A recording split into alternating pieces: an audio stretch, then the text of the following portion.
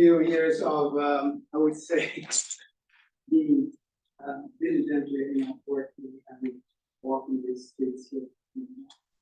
So it's great to be here in the LACIS lunch talk, and I also wanted to start out by thank you LACIS, where Latin American Integrated Studies here program at UW.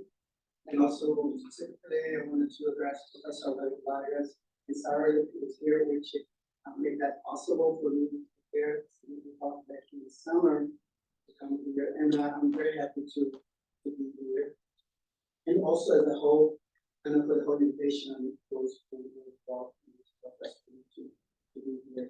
I wanted to just mention that it's kind of like a beautiful moment for me to be here, because everything that you can see today, and you also, if you come to watch the film on Sunday, it started this everything. When you look back in ties, it started up with a grant project that I received from TKNA here, from LACIS, which was not much money actually, but it was enough to me to start out. And then I remember that that took me to the first to the first insight and put my foot on the ground at the Amazon. I got my first camera to do my first film, which was Panasonic at that time. I got the camera, but I didn't have some things, but I wanted to spend time with. So I spent like, it's very important to say that, because sometimes we just are here now and doing that. But everything started out back there with a little thing, with someone that really trusts, and you gives you the right, kind of contribution to your academic work, and believe and support what you do. And I think this is magnificent. And I'm very thankful to be here. Thank for LACIS, thank for TKNA, thank for all the work these guys have been doing, not only for myself, but for a lot of people. Is that okay to turn the light? Yeah, absolutely. You know what? I'm gonna do it just old school way. I'm sure there's a fancy way over there, but it'll take more time. So the title of my talk today, I'm going to share with you a lot of things related to the film, some ideas, and we're going to basically have a conversation. And I would say that with, as being 1 hour is not going to be enough for me to say everything that I would like to say here, but I'm making here a big talk, but I was going to give some points and open up for, and I think your questions are much more important than my talk with my bad English. So, stepping soft on the earth as a way to postpone the end of the world. So, why I put this title? It's a very significant one for me, particularly because the film is all about that. So if you're going to watch the film, maybe for some people watch the film here, you're going to see, I'm going to unfold a lot of layers that maybe for some of you not aware of. So, the film is about these 4 characters and indigenous, members of Akankatege, povo Munduruku, povo Manoyama, and Ailton Krenak, of course, the Krenak people. So the story of this film itself started up with a very unfortunate, I would say, but incident. So it's very important to highlight this in the first slide. So I was actually doing another film. I was doing a film about the killing of the dolphins in the Amazon. And why is this important? Because I spent a lot of time there. In that time, I taught a seminar about the dolphin and stuff. When I got in the Amazon, in the Javali, in this area, the valley of Javari River and Solimões, I was encountered with different situations there, and I was very kindly asking me to leave that place, not to be there. But move forward, I have a couple of friends, which is Don Phillips and Bruno Pereira, which is a journalist for The Guardian, and an indigenous that has been working with him for a long time, which happened to be friends of mine. They were killed in the same area that this film was starting up to be shoot, and they were killed, cut themselves in pieces, burned, and it's just turned 1 year of that event. And when I heard, I'm a professor, and I have a magazine, which I'm going to show you in a minute. So I sent a journalist there to cover the event.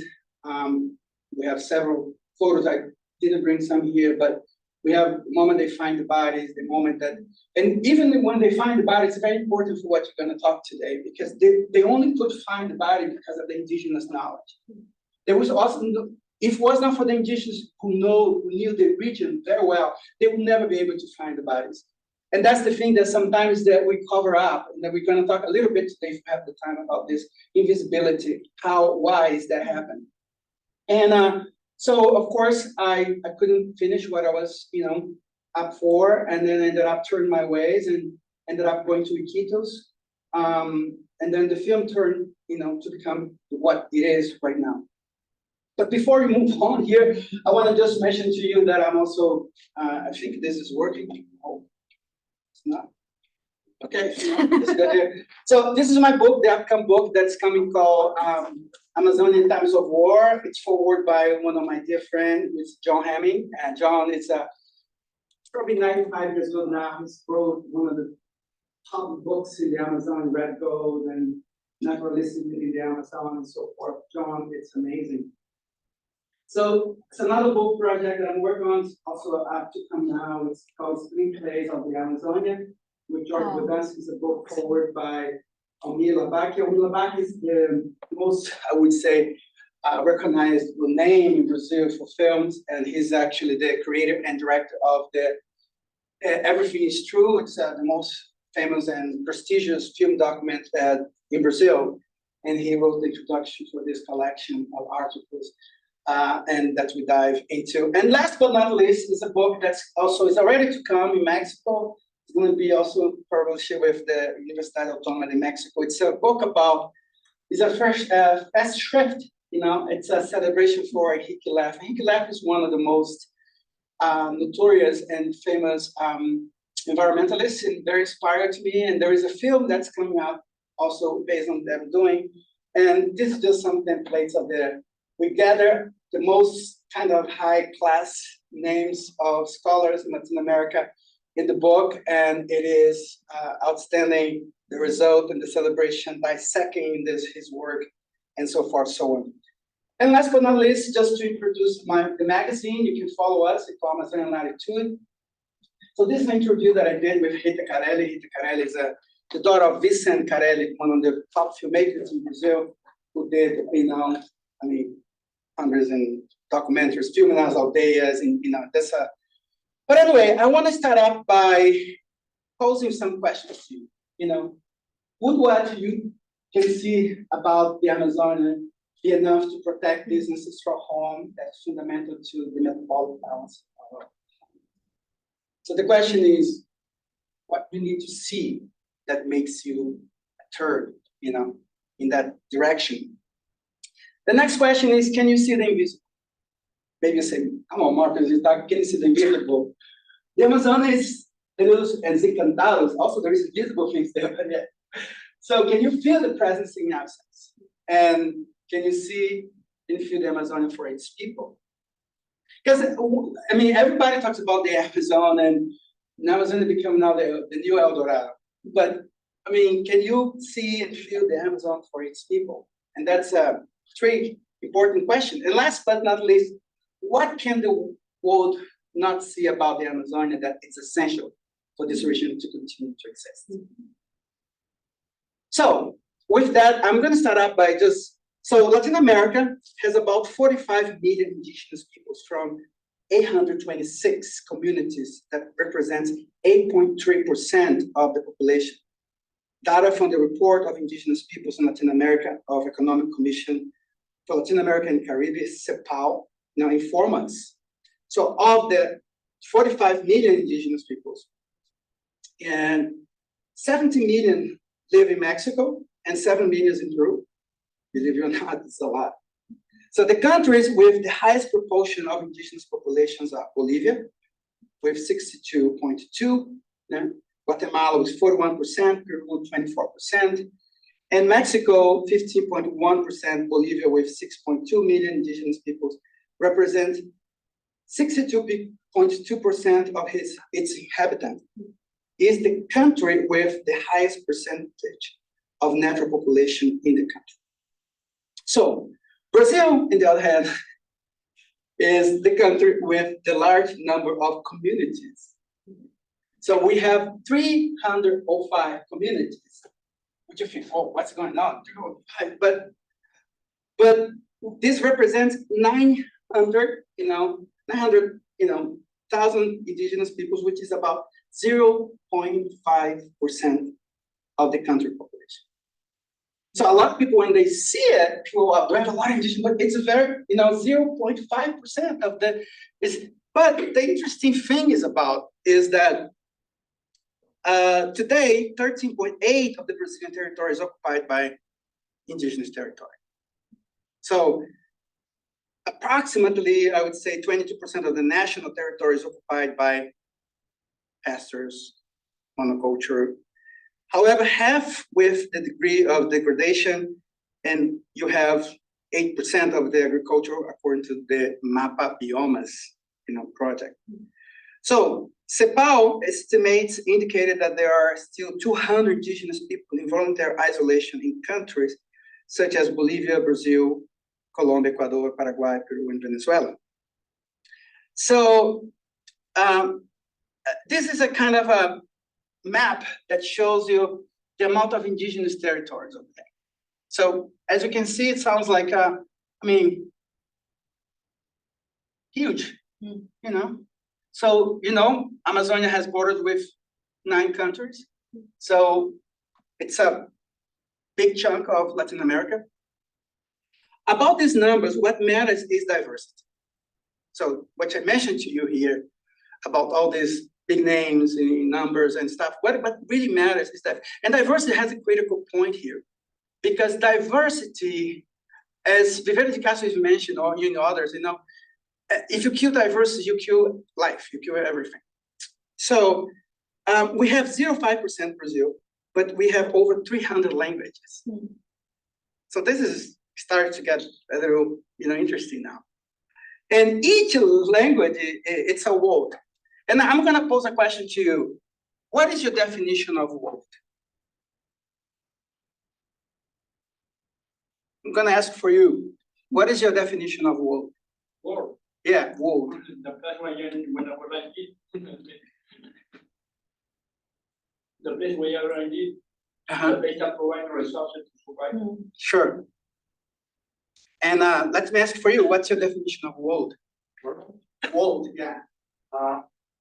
Where is both a natural and a cultural concept.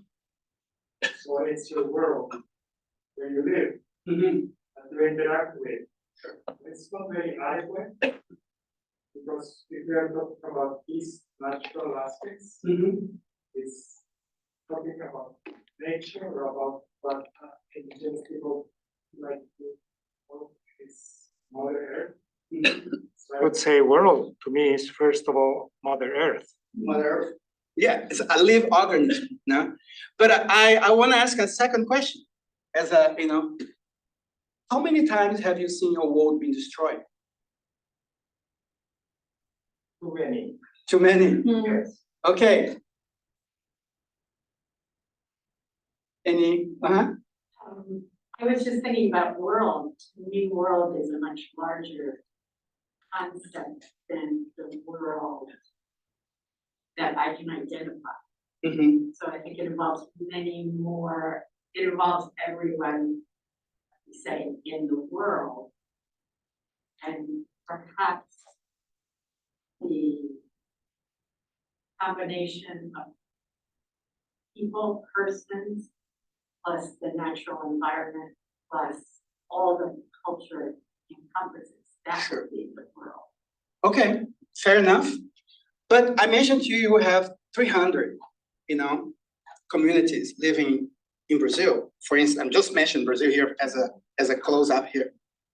Each community has their own cosmogony. They have their own world. They have their own systems. They have their own definition of apocalypse, actually. You know, each community have, their own idiosyncrasies that maybe we do not understand. So, and the indigenous peoples, they have been seeing their world being destroyed so many times. Many times. And I haven't, to this age, I'm still young, but I didn't see my world being destroyed much, And that's, I think, is the question that really have to think. How many times have you seen my world being destroyed?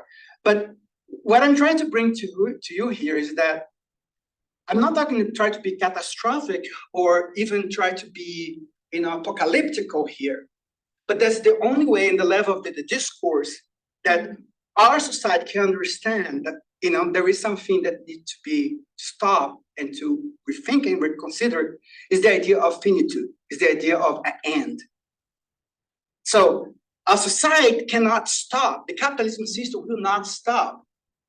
So the only way is somehow if you have an understanding of, well, this is going to have a collapse, this is going to have apocalypse here, I need to kind of do something. But on the other hand, the indigenous has been seeing the apocalypse so many times. They know by experience, when my friend David Copenau said, hey guys, wake up. The falling sky here, under your heads. You should do something. So that's a very important thing here to consider. Because when you see here, 300 languages, in each language, it's a world, system of codes, idiosyncrasies, cultural cosmogonies, ideas of interpretation of, because each people, they have their own ways to deal with collapse, tragedy, and predict their own fate. It's a very interesting thing. It's not a small thing. And on the other hand, are we? And the other question that I have to mention, yesterday I did an interview for about 2 hours with one of the most important, I would say, indigenous in Brazil that you're going to hear about him soon. And one of the questions he mentioned, if I say that what he said, am I going to be taking complete different context? And he asked, why do you think we indigenous communities, peoples, we protect the waterfalls, the trees, the castanheira? What do you think he answered?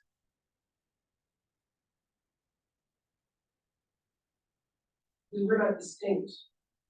There's the continuity between the tree and the waterfall and our community.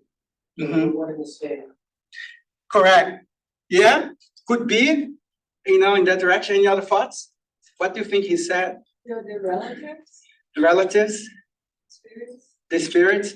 Now, I'm going to give it away because for lack of time, but he said to me, do you know why we protect the waterfall, protect the forest, the trees, the river?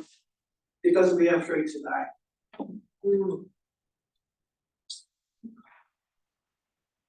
That interview is going to be published soon we had prepared a dossier for the University of São Paulo, USP, and the interview is going to be there. You check it out, and there is 4 of us, the editors in the magazine. So it's a special dossier about the Amazon, but cannot give much away. But that answer just, was catch. Are we afraid to die? So, but it's just a way of thinking, okay? There's a lot of things, times against us, but I just wanted to think for a minute, let that sink.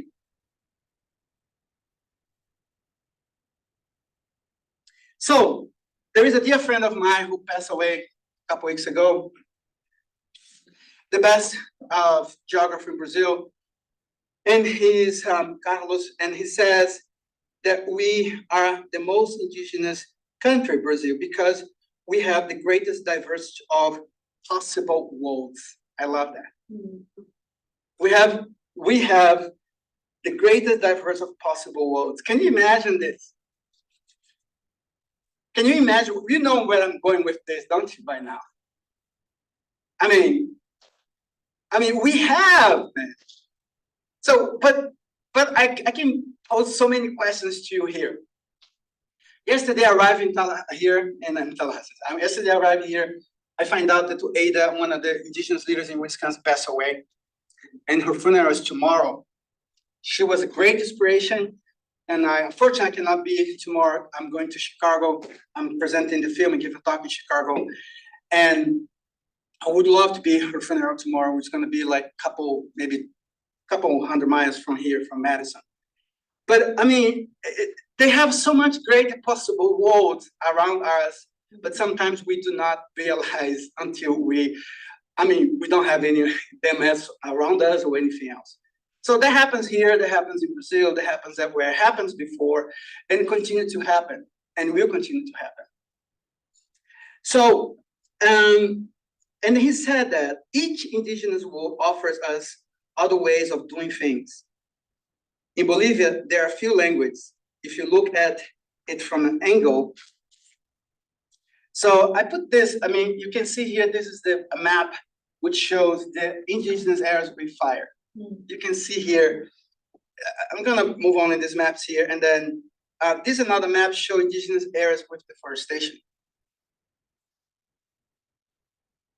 So this next one here shows indigenous areas and mining. So indigenous areas and oil. And indigenous areas and hydroelectric dams. If you think about dams in Brazil and the Amazon, think about Belo Monte, more than 50,000 people was displaced. Still to this very moment, they have been in total collapse and chaos, trying to gather themselves to survive. But look, all this together.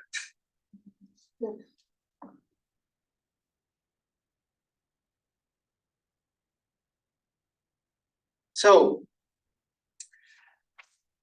I mentioned this because, as I mentioned, this is as you can see here, this is the percentage.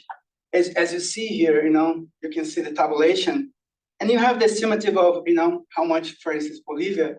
You have here, percentage population here, indigenous totals here, a little bit the estimate there. You have that numbers over there. But I just wanted to bring that up because before even to move to that question, I said the population percent is a reality or minority of realities. By showing this situation, we have a very different relationship from the point of view of thinking social policy from the population perspective. But at the same time, we have an issue that is super visible in the matter of the difference that indigenous peoples make in conservation, and in the case of the Amazon, it's a very visible, from anywhere, don't even to go to satellites. And I know some friends here that use, I forgot her name now, a professor who has a very nice satellites that she can surveil the Amazon. But anyway, why is invisible? And that's the question that I wanted to bring. What is invisible? For example, the number of people who share borders is invisible. Yeah, indigenous peoples who are in Brazil and Latin America, and therefore you see the geopolitical borders are invisible to them. In ways that they don't sometimes, you have literature that address that, but the reality, because I was there in the borders, I spent like 4 months in the border between Brazil, Peru, and Colombia, and Leticia and Tabatinga. So the dynamics of life there, it's much more rich and much more dynamic. The question of ethics. So in that particular case here, what I wanted to bring to your attention, for instance, even if you go back in time, one thing it is very interesting is about, in Brazil and Monte Alegre, we have a record that show that for about 11, 12,000 years ago, we already have people living there.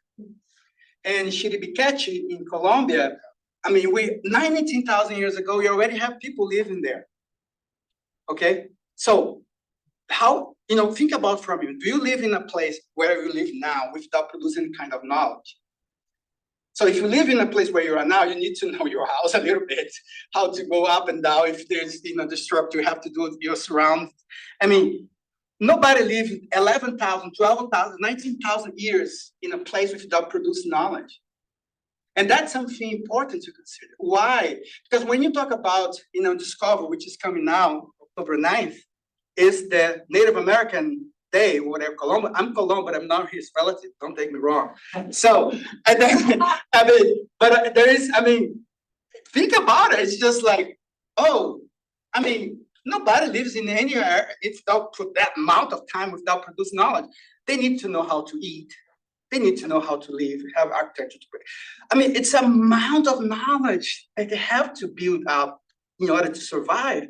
And actually, there is now the archaeologists, they decide, they actually were those ones, they kept the forest stand the way it is to this very moment. But you saw the problem there, okay? And that's the thing, that what is in stake here is our future. How can you postpone these narratives of disasters that we have in front of us? As you mentioned, we live in this organism, this living organism. But we need to create narratives about those who create life, who create the world, not those who destroy them. And that's the big shift that is happening nowadays. If you do not recalibrate our side, which is something that is really challenging, but as Katharina Welsh mentioned, we have to learn to unlearn. And learn to unlearn, it's a very complicated issue. And the invitation that I hope you can come to watch the film, you're going to see, because the invitation is to walk 2 steps softly on the earth. So, and just to finish this part here, because there's a lot of things here, but I don't think I'm going to do some third page, so I'm not going to be able to do mine. So the questions archaeology brings us today, a recognition that the Amazon only exists because of the indigenous communities. Now you have to think about for a minute, the Amazon only exists because the indigenous communities. Without them, they don't exist. To the point that we know today. I'm getting hot here, so good. So it puts this question in perspective a little. What is visibility about it? What is visibility about it? I'm working on my book about this, my monograph book, which is explore this concept of, and which I start up in my dissertation. But I just wanted to bring to your attention is it you looking at genuine indigenous peoples and not having an approach to isolate people, or you seeing what indigenous peoples have made of the territories? Think with as in general, I think what I'm trying to say, I think there is a system, a way that was built the way we see the indigenous peoples, the way you just portray them, the way you carry, I was teaching a class the other day, and Latin American class, and then I showed the map with the indigenous, all the indigenous that occupied the Latin America, before, the colonizers arrived. And I showed them how many indigenous community groups were living across the Americas. And I posed a question to them, do you think this is a genocide? And then I said, do you think this I contrast Holocaust with what the colonized did. Some students get really, don't think it's the same, and they start to, was good because they really start to, I think I touching some nerves somehow, but I was just doing that to provoke them, because if you think that's not a genocide, when you have 6 billion, now you have less than 1 million. What is that? It's not a genocide. But nobody called that, let's call by its name. So nobody called because there is a system there that really kind to create invisibility of this process. So my work is focused on to try to give visibility, and that's the whole thing that I'm working on is to, this concept that I developed is slow seeing. It's just because if you don't stop, and pay attention, you're not going to be able to really pay attention to see it. But slow seeing, which I developed, in this book, it's a method to look at to these areas and to look to this, groups, and that really has been the major contribution for our own existence. So, and then I think there is an invisibility of indigenous people as a human element, because it's a very interesting thing when you look for, for the fires in the region. You know, there's a lot of, right now, if I show you, I received yesterday 40 pictures. For the fires. Just we have more than 700. I'm not gonna quote right, but a fire just in the last 2 weeks in the Amazon. You know, when you look to those, so did you think about people? Be honest, not much people do.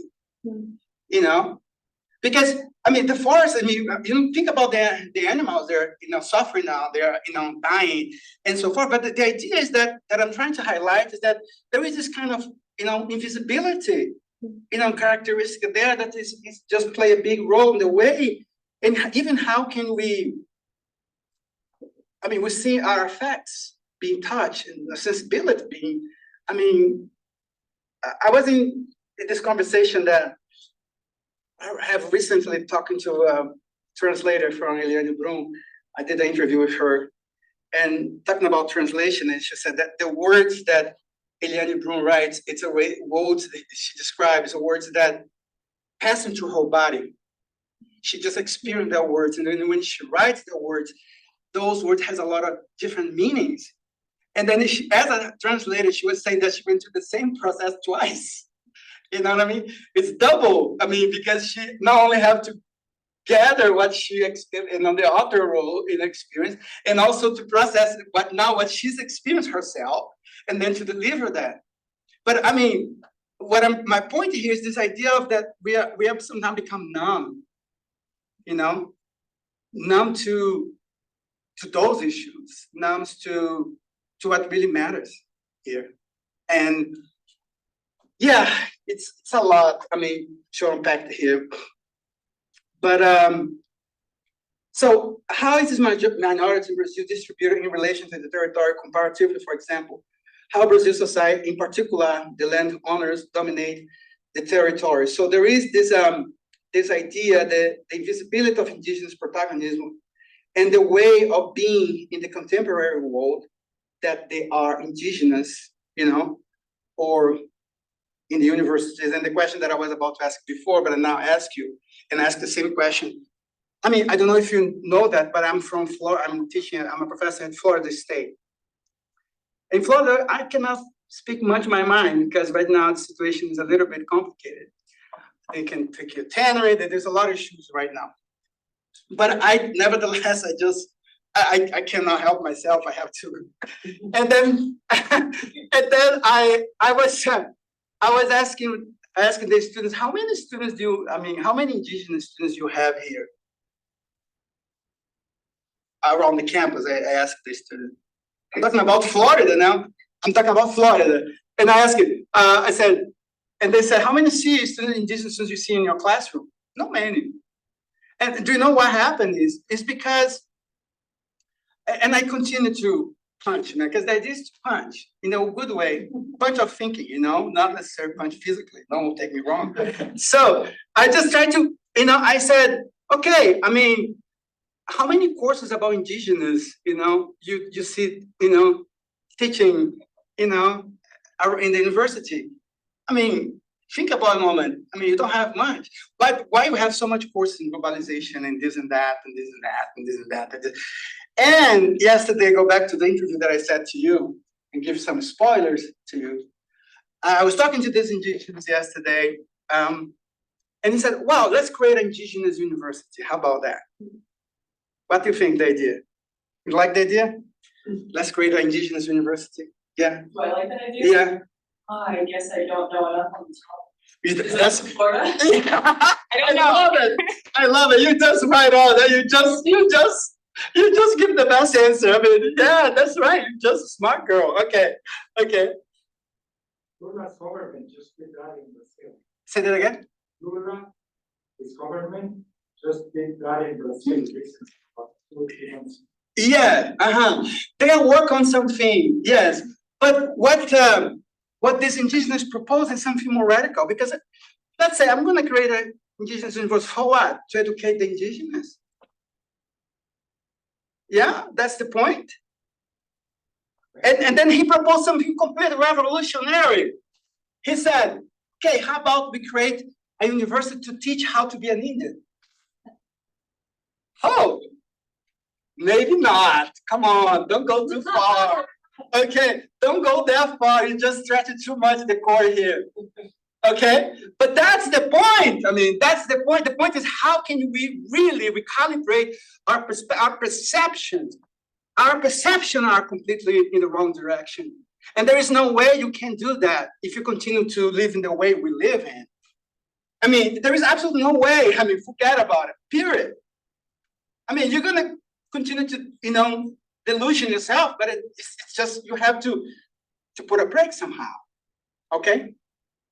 So, but that's revolutionary. Now, how about that?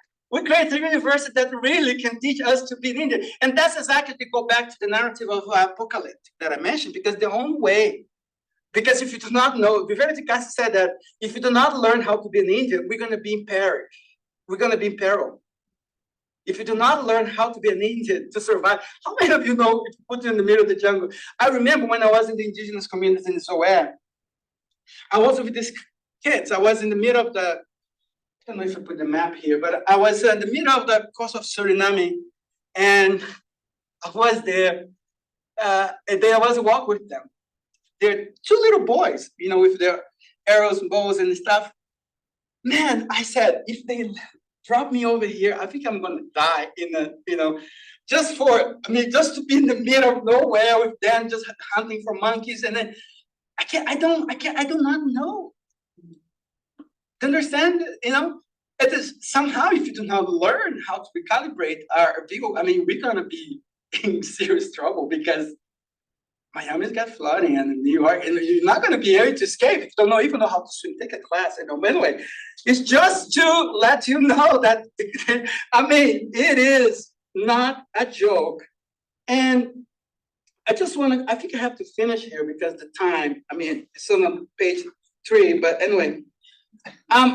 What I'm going to talk here about is just simply to give you a little appetite.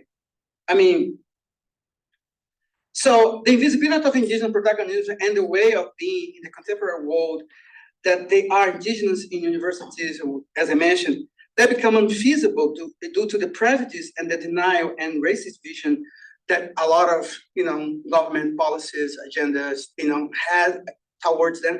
If you look here, I mean, it's not different. What the indigenous in America are facing, there is a lot of similarity. The point is that you don't have the same kind of, I can make another proposal here to you to think, but I just make sure, just give one, just for the sake. We are here, and we can say that. Can you compare the headlines that the African American have compared to the indigenous, for instance, for a minute? I mean, I don't think you need to give you an answer. You think for yourself. You're smart people. So, but why is that? Why is that invisibility is? So, my point here is that to say to you that, first of all, there is a knowledge that these people carry. Because the relationship with the environment is, and it's in a different way, of course. The time of the thing, the relationship is on the things, not on, the relationship is not necessarily with the object, but the relationship is with, there is no, I would say, mediator there. So the relationship is with the environment, the whole surround environment of that. And there are different ways you can think about this, but I think I can give one example that summarizes. I mean, we have a lot of, don't know if you know how much of you are familiar with Vieira de Castro. Vieira de Castro is a Brazilian anthropologist, and he's very good guy. I use him, I just think that his point of view today, for me today, has changed a lot since I was in grad school and move on and just learn things. Perspectivism Ameríndio is very nice. Perspectivism Ameríndio is he analyzed the idea that the indigenous see, their own way, but he used our way of thinking to analyze that. What I'm proposing here, it's a different way that you can approach through their own mechanism, for their own ways of connected to that, to interpret that. That's changed. Because, for instance, in that particular way, I'm not looking for a perspective of what they are living in, but I'm looking to exactly, from how they experience and how they translate that. Let's say, give for instance, the river. The river could be, in that sense, in the way that I'm thinking, not necessarily a perspective of the river, but I have a point of life of the river. The river, everything functions around the river. The life, people, the connection, the food. So the river is the center. It's not something else. Does it make sense?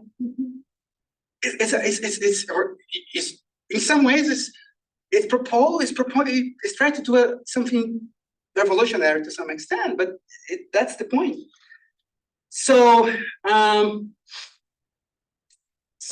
the question that I have here was, how was the Amazon invented to avoid seeing its people? They have produced, this idea, this way of seeing them. And the way of seeing them, as I said and described, can go in a very wrong way. So I am just move on here because I wanted to finish here. And I'm just going to move here and because in my film, I Stepping Soft on the Earth, I'm finished with that. The film is it's the way the aesthetic is constructed. It's in this way. We have this announcement, the war, the death, and the horizons, the plunge. So if you look to watch the film on Sunday, I hope you can. There's a friend of mine here. They said there was a play for Shakespeare. I know the midwife of Windsor. I said, I think my film is better than that. So I said, just go. He said, and then he changed. He said, go to Wednesday. No, I'm going to go. He said, okay, I'm going to change. Yeah, you can memorize on Windsor. You can watch many times. You know the story already. My film, you don't know. So I would just encourage you to do. So the point here, the film is divided in 4 acts, and which sounds kind of an idea. But like I said, the list that I have here for this is long. But I would say this. Okay, the film is divided into 4 aesthetic acts. The announcement is the tone of a prophecy, is when an indigenous person announced the end of the world as we know it, due to the destruction of the people of the Amazon, or warns us about where we are going with the choices we made as a society. Because in the end, it's our choices. The choices that we made bring us here today. So whether you voluntarily, decide the choice that you are here. So, but it's all a matter of choices and decisions. The wall which shows us how the choices we have made to transform the Amazon into a zone of sacrifice, where process of death, destruction, and wilderness spread, is bring us to an end. Death, the most complete expression of the end of the possibility of life, brought to us by our choice to prioritize the expansion of commodities and the horizons that make us dive into the world that we didn't want to be, but that presents itself as the only way capable to provide us way out. Stepping Soft on the Earth, it's a visual journey to the end of the world as we know it, an immersion into the world we choose not to be, but without which we no longer exist. Thank you very much. I think, I don't have much time. I want to say how to postpone the end of the world is the proposal that I put in the title of this talk. As Ailton Krenak said, to tell stories is a way. But I can amplify this. If you watch the trailer of the film, there is this very foundational statement. He says, the future is ancestral. And why it's ancestral? Because in the future that we live in, there is nothing. Because if the future that we live in, if you do not know who you are, how do you know where you're going to be? Only those who know who they are, they know where they're going to be. That's why the future, it's ancestral. It's not what's there, it's what's here. That's what he says. And that explains a lot. Because if the future is ancestral, I have to connect to life. I have to connect to the land, to the territory. And that's what gives me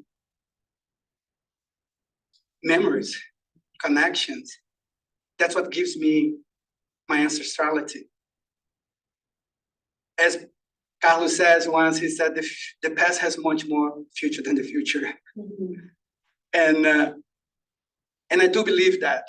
And I do believe that one way to postpone the end of the world is to tell stories. Because if you have stories to say, you are postponed, you are expand.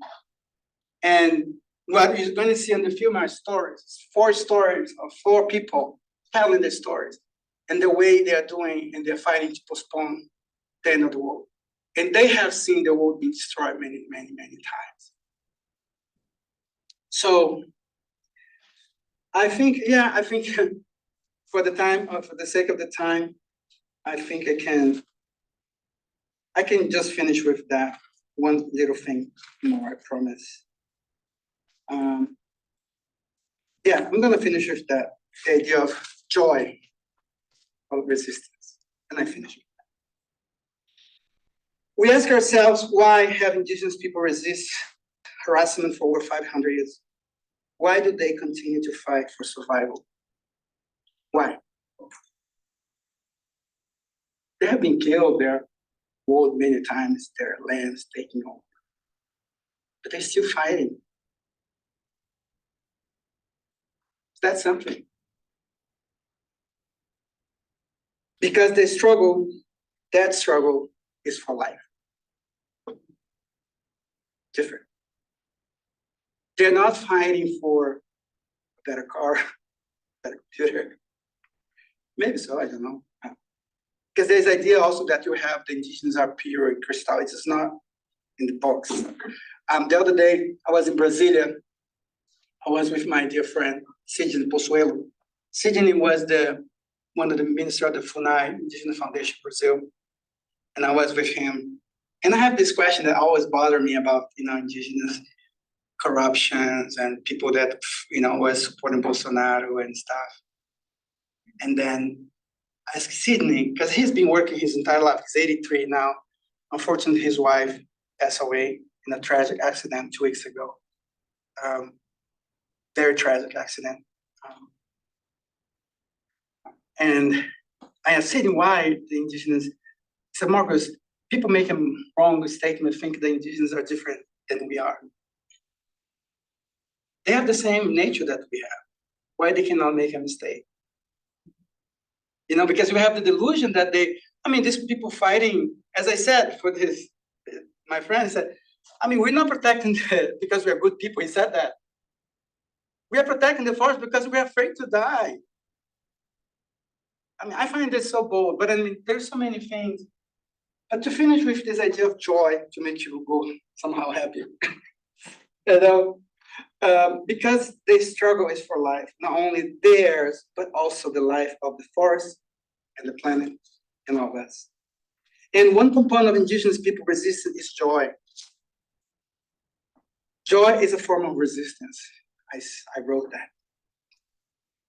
What we try to bring to the forefront, as Ailton Krenak says, were these other possibilities that indigenous people have in their daily lives in the battle for life.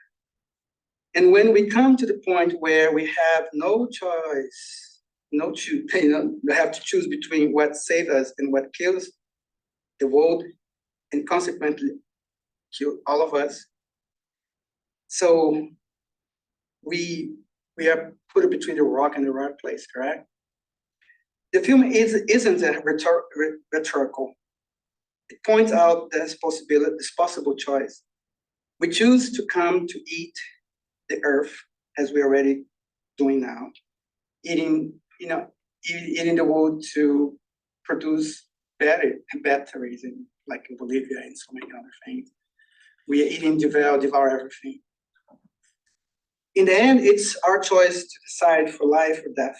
Indigenous people have taught us and show us in the battles, not just now, the fight for life, a struggle that brought others and lead us to wake up and to join force with them.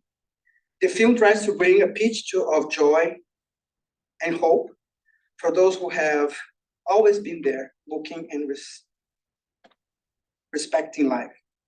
Because when you look at the forest, the jungle, the Amazon through the gaze of the indigenous peoples, we can recalibrate our sight. Thanks so much.